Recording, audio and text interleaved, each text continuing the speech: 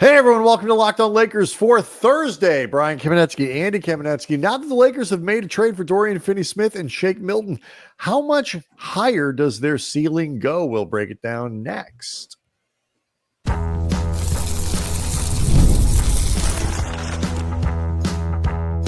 You are Locked On Lakers, your daily Los Angeles Lakers podcast, part of the Locked On Podcast Network, your team every day. Thanks to everybody for making Locked On Lakers first listen of every day, Monday through Friday, no matter how or where you get your podcasts. This one's always going to be free and never behind a paywall. Locked On Lakers on YouTube is where you can go hang out with over 26,000. Andy, we're shading awfully close to 27. We're getting to that point where we might just round up. But they're all over there on the YouTube channel, talking to us, talking to each other, and serving as inspiration, I should say, for a lot of the things we're going to talk about in today's show. We'll also cover the January schedule, which begins today against Portland and then tomorrow against Atlanta. The Lakers have some they need to do some work in the month of January. We'll explain why over the course of the show. But one of the phenomenons that I think we are all trying to figure out, Andy, is how the dynamic has changed, how the upside has changed, where the ceiling has changed. I think most people, you would agree, don't look at the Dorian Finney-Smith, Shake Milton acquisition and say, this puts the Lakers in the upper echelon of the Western Conference and the NBA generally. I think that is fair to say. I agree. The chief reason being it doesn't. Right. So I have certainly proved that point on New Year's Eve. I think, and we'll talk about this, that there is a lot of good that can come from the trade, and our reaction since the trade broke has been in support of it. But nobody senses this vaults the Lakers, neck and neck with the Thunder, because again, I cannot stress this enough. It doesn't. So with that in mind, the question is, how much does this, hopefully raise their ceiling? Where does this move them? Because if nothing else, look, everybody wants to find a trade, find a deal, find something that puts the Lakers up in the upper reaches of the Western Conference and this and that. And that is not going to be an easy thing to do. There is no single trade out there. The Lakers may not have the assets to get that done. But what you can hope for are things that incrementally move them up the ladder. And there is a big difference between, the upside being, somewhere between the range being somewhere like play-in to maybe out of the play-in to play, out of the play-in and maybe with a chance to get, a 4 seed and host the first round or something like that. There's a big difference between those two outcomes in terms of trying to figure out how far the Lakers can go. So when you look at where they are now, having just seen the one game and obviously a lot of time here to go, did it move the needle for you and where you think they can finish? Is this worth another game or two for them in the standings? Well, assuming you think that this trade can make them better, I think the answer to that is yes, just because the West is so tight. And to put this in perspective, as of this recording, there are still games being played, but the Lakers are a 7 seed. They are 1 game behind Dallas for 4, and we're going to talk about the schedule coming up. They are going to be playing Dallas, who will not have Luka in that game. So one could even say that, given how tight the West is, that if the trade simply doesn't make the Lakers worse, there's a chance that actually they could end. I'm being serious. No, I understand that they could end up moving up the ranks anyway, just because it's all so fluid to begin with.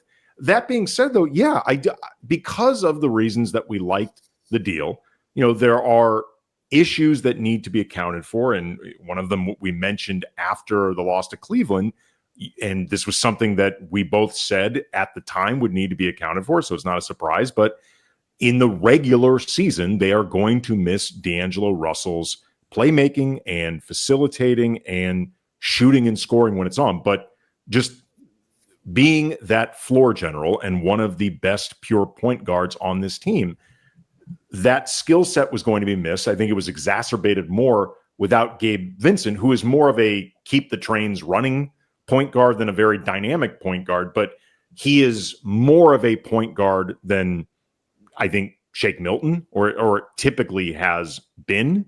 I think if for no other reason than I think Shake Milton is a better scorer than Gabe Vincent. So therefore you're likely looking to utilize that scoring ability more so. I will say though, one of the things I am interested in watching tonight in Atlanta, particularly if Vincent is unavailable again. Last the Lakers reported he was questionable along with AD, although I would be very surprised if Anthony Davis doesn't play.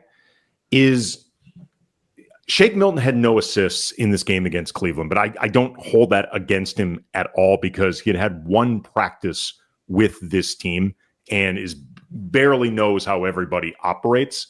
But I'm curious to see if in this game against Portland, particularly if Gabe's not available, if we see a little bit more of ball movement being created by Milton and some of those instincts there, because I will say I looked up his career assist percentages and they're higher than I expected them to be. I still he is more of a score first player, and that's not a knock on him, that guys have skill sets. But I'm curious to see if even with more incremental familiarity with his teammates, you see a little bit more of that, because if you do, then he starts becoming more of a dynamic player to have out there on a few different fronts. And as I've talked about before, if nothing else, I think he could be a guy that takes some of Dalton Connect's minutes if Connect's scoring continues to be erratic. Forget the point guard piece of this. Just as a scorer, he might find a role. Yeah. To your point, his assist percentage, obviously he's not playing huge minutes. And so that makes a difference in terms of how these advanced metrics shake out, no pun intended. But it is his assist percentage over the last couple of seasons actually higher. His assist rate is higher than Vincent's. So take that for. I don't consider, like I said before, I don't consider Gabe Vincent like a right. I'm just saying, to your point, Milton maybe have a little more to offer there than potentially advertised. So look, I think they need. I mean, he's clearly. I mean, he's a guard. So I mean, he's somebody who is comfortable dribbling and passing in ways that your forwards might not be, and the Lakers are short those guys. I mean, that is the down. Whether you think DAngelo Russell is a good player, bad player, great player, underrated, overrated, whatever, he had a skill set that is now in relatively short supply compared to the amount of front court players they have, especially when the injured guys, when Vanderbilt, Wood, and Jackson Hayes is back, when those guys are all available. So they need Milton to be able to serve as some kind of bridge and playmaker, at least to some degree, when LeBron and when Vincent's not there, because otherwise now you're having to rely on a Hood-Schifino or Bronny, and those, that's just not a good outcome. Or really overtax LeBron and Austin. Right. And none of those are where you want to be. And so if Milton can fill some of that void, I know DFS is the primary cog in this trade. We'll obviously get back to him in there in a second.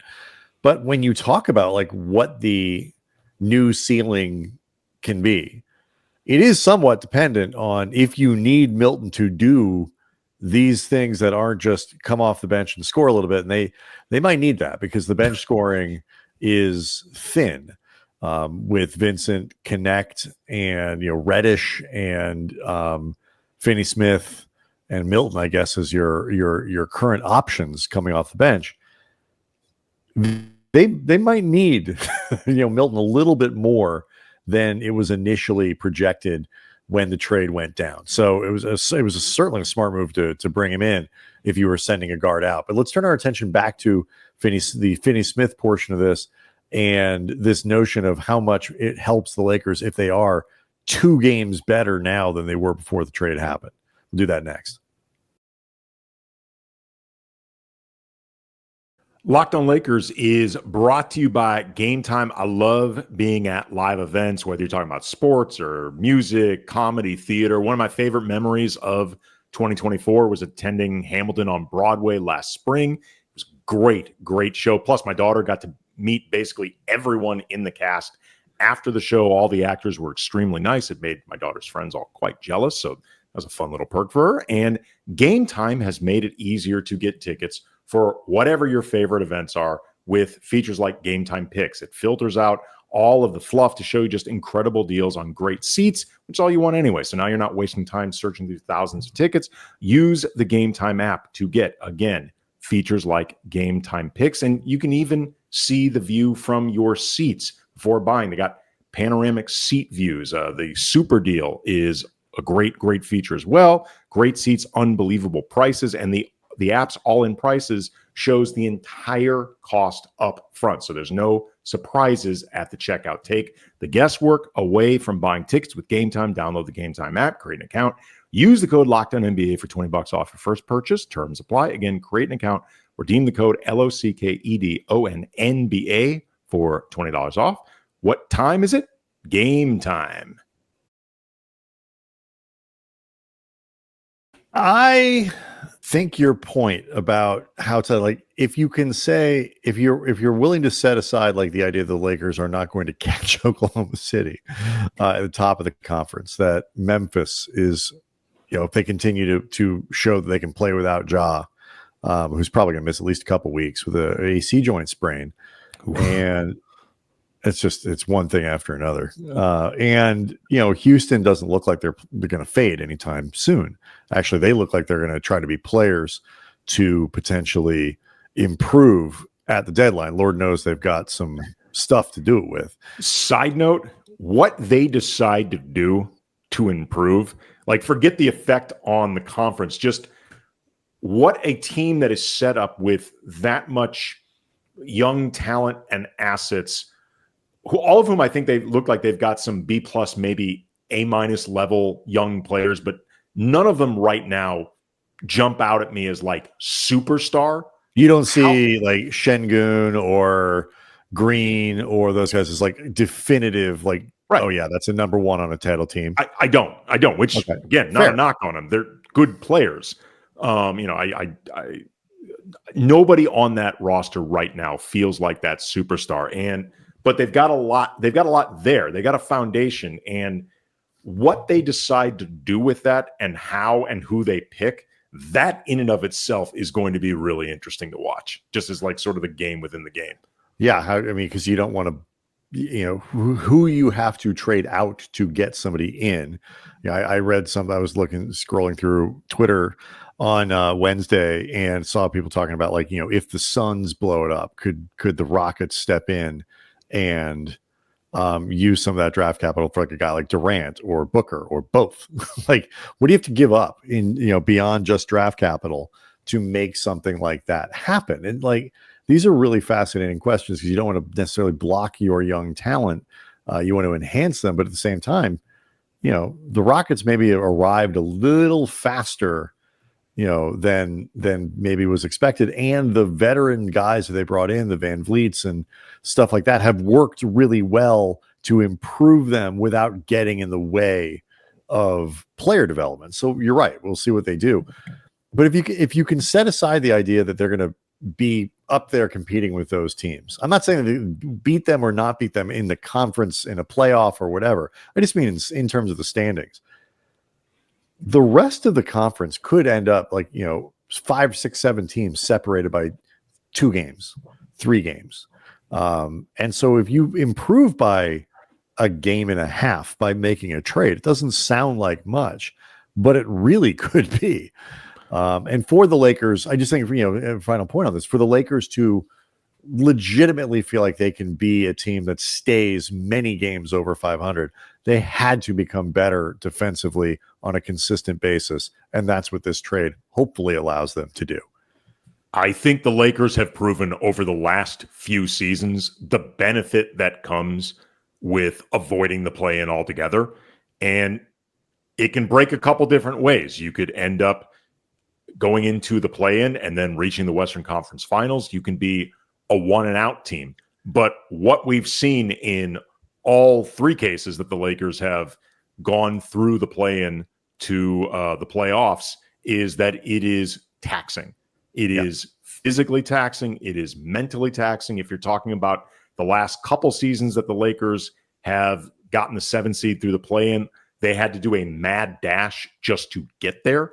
And for LeBron and the questions that come with how you look to manage these next 50 games so he can, as realistically as possible, look as often as possible like the dude that we've seen after 9 days and 2 games off, which obviously is not realistic as an overall thing. That's not how an NBA schedule works. But however much you can give him an opportunity to be that guy, it will be helped by not having to play the last 25 games like your play-in life depends on it. Yeah, just being able to, you talk about avoiding the play-in as a like a thing that could eliminate you from the postseason very, very quickly. I think that's the part that you're talking about there is really the bigger part of it. It's the ability to be like, good God, like AD needs a night. LeBron needs a night. Whoever, Austin Reeves, who's going to be carrying a big burden, he needs a night, like whatever it is, or 2. Like they've got this injury that, like Matt Stafford is not going to play for the Rams on Sunday. He has not been on their injury reports over the last few weeks. It's because he's not injured, but he's banged up. Oh yeah. And so like you end up in these situations. He's 36. I can't imagine. But like you get these situations where a player isn't injured. Like he can go out and play, but man alive, they'd benefit from, we got 2 days off before this game and 2 days off after. If we just give Anthony Davis the night off, that's that's a week of rest almost that he gets, and it's going to make a huge difference. You can't do that if you're the 9 seed and you're only a game and a half up on the 11. You got to play. And so if you're a 5 and you got a little wiggle room, you can. And so I think those are the benefits that really start to build up for the Lakers if they can build some consistency. I mean, I would say the one thing, like they have not solved their offensive problems. And guys who track what they do offensively, we always point to the Lakers Exceptionalism podcast and our friend Cranjit Smith Basketball, Tim_NBA, and the work they're doing over there. They, there are questions about what's happening offensively. They're going to have to get back to being a high level offensive team. But they were so bad. At least they've shown the potential, but they were so bad defensively. They didn't have a prayer. And now I feel like they've got the personnel to legitimately say, we can make this work. And, you found some numbers for Christie, for example, just on the Cleveland game that kind of reinforce that. Yeah, obviously, there's more to your defensive performance than just your individual matchup data in terms of, everything that happens, team defense, what you did off ball, yada, yada, yada. But if you look at these numbers that we're putting up right now, Max Christie tracking his individual matchups, what you will see is there was not much scoring happening against him. There was not much guys hitting shots when Christie was the primary guy on them. Like the most successful guy hitting shots on Max Christie was Jared Allen, who was 2 of 2 from the field and also like 9 inches taller than Max Christie. And Christie was not likely guarding him for anything that remotely resembled design. But Donovan Mitchell, 0 of 4 from the field. Darius Garland, 0 of 5 from the field. Max Strus, 0 of 1. We saw what happened when pretty much anybody but Max Christie was guarding. Was loose. Yeah. Strus during that one section. And I bring this up because, A, it reflected the eye test that both you and I felt during the Cleveland game, that Christie did a really, really good job with his individual assignments while guarding. But it also speaks to, if Christie continues to develop this season, the way the Lakers projected for him when they gave him that contract, by the time February and March rolls around, that becomes something that builds into a defensive presence. It builds into a three-point shooting presence. It builds into a presence of a guy that is increasingly becoming confident putting the ball on the floor and at the very least drawing fouls. Like he's become better at that, more selective. That becomes part of an improved team. And with somebody like Dorian Finney-Smith out there, who is a very good plug-and-play, high-end role player, that can also all be a part of just raising a team's ceiling. Again, doesn't make them front runners for contention, but short of a trade for Jokic, like the Lakers were not a one move away team to begin with the foundation anyway. Yeah, I agree. One of the interesting things I mentioned earlier in the show that we obviously we are looking at the comments section daily, and one of the things that stuck out to me was the reaction to the first game with the new guys, and also the first game with DAngelo Russell no longer on the roster. The dynamic around how fans view the team, and I wonder even how media starts to look at the team, could shift a little bit. I'll explain what I mean next. Locked on Lakers is brought to you by FanDuel. The NFL playoffs are almost here. Look at them Rams, by the way. After the start they had, they clinched the NFC West. Amazing, amazing work by Stafford, 36 old, and those dudes. It's not too late to get on the regular season action, though, with FanDuel, America's #1 sportsbook. Right now, new customers can finish the season strong with $250 in bonus bets if your first $5 bet wins. So just pick something super obvious. Put $5 down. Boom, you win it. You get $250 in bonus bets. And FanDuel has a lot of different ways to pick up a win. You can bet on not just who's going to win a game, but like which players will score a touchdown, how many points each team is going to score individually, and so much more. Just visit FanDuel.com to join today. FanDuel.com for your chance at $250 in bonus bets. Make every moment more with FanDuel, an official sportsbook partner of the NFL.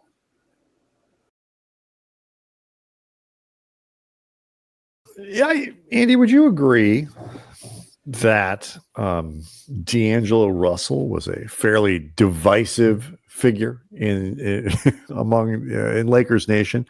You could even argue that he was, while divisive, also maybe might have been the one guy that everybody kind of agreed, to blame for a lot of the things that went wrong.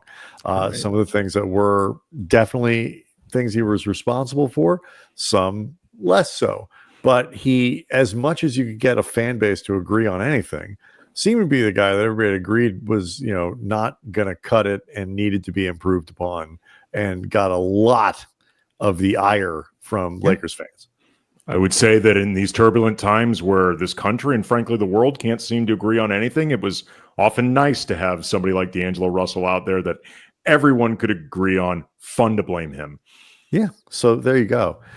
And with that in mind, I was struck by looking at the comments section for DAngelo Russell to kick around anymore. D'Lo, by the way, had a great game in his Brooklyn debut, and it was the type of game that will make everybody fall back on their priors. Basically, he had 22 points, 8 assists, 2 blocks, shot 70% from the floor, had a couple 3-pointers. Again, just introducing himself to the folks in Brooklyn. I think he played about 25, 26 minutes. Well, reintroducing himself. Remember, he's back on that tour where he goes from the Lakers to the Nets to the Warriors. Right. If Golden State signs into another max deal, though, that would be crazy. Look, all I'm going to say is the Warriors, the Schroeder thing has not worked out. They've fallen apart. DAngelo Russell knows their system. I'm just saying. Okay, there you go. Would make sense. It's the only place I just want to live in this DAngelo Russell loop. Yeah. Like Absolutely. it's basically the NBA version of the movie Looper, where like D'Lo, his old self and his young self just kind of keep uniting over and over. It's fantastic. And it's Yeah. I want him to be, as long as we're started this, we might as well keep it alive. Oh, absolutely. Yeah. So I mentioned D'Lo's numbers in the game on Wednesday. So that'd be like D'Lo supporters would look at it and say, look, like here's an example of the playmaking and the bench scoring the Lakers have given up in order to bring Finney-Smith in. It's gonna be something that they miss, and I agree. I think it's overshadowed or outweighed, I should say, by the potential benefits of Finney-Smith. And then the detractors will also note that the Nets lost that game by 17 points to the Raptors in Toronto, who are not exactly good. So empty calories, they would say. Although D'Lo was +2 in a game where they lost by 17 points. That's right. Looking at you, Ben Simmons and Cam Johnson and Nick Claxton and Keon Johnson and Noah Clowney.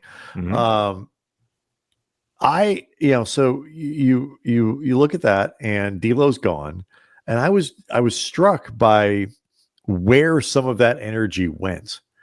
And primarily, it wasn't entirely, but it was primarily targeted towards Rui. Oh yeah. Because I think because he can be a frustrating player, but also because I think there is a contingent of people who believe that Finney-Smith should be starting over Hachimura anyway. So Rui picked a bad night to have a bad game. Well, no, on top of it too, Rui, I think, represents for some fans who want to see an actual center back up Anthony Davis or play the minutes where AD isn't out there. He represents JJ Redick's proclivity for going smaller. And even though, like, for example, what we saw against Cleveland, Rui was one of 3 players, himself, LeBron, and Dorian Finney-Smith, playing the rotating role of small ball 5, medium, big lineup. They comprised it all, but Rui then can become a bit of an avatar for frustrations with JJ Redick in similar ways that Taurean Prince became an avatar for frustrations with Darvin Ham. Yeah, 100%. And those things always do combine with the realities of players. And also an interesting phenomenon that I've always noted that I think is it was particularly, I think, strong in the Kobe era where